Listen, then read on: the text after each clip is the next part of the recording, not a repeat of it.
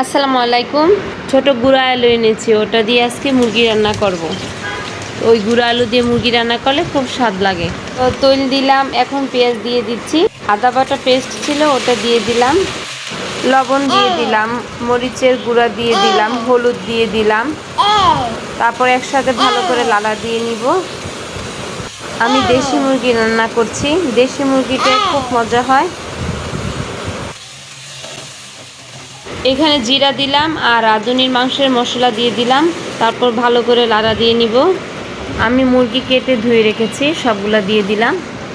ভালো করে লাড়া দিয়ে নিচ্ছি। মাংসটা কষে আসছে। আমি ছোট আলু সিদ্ধ করে রেডি করে রেখেছি, এখন আলুগুলা দিয়ে দিব।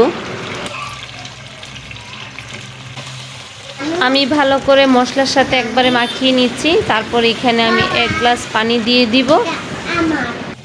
হালকা একটু লাড়া দিয়ে ঢেকে দিব। আমার মাংসের ঝোলটা ঘন হয়ে আসছে। রান্না প্রায় শেষের দিকে। রান্না হয়ে গেছে। আল্লাহ হাফেজ।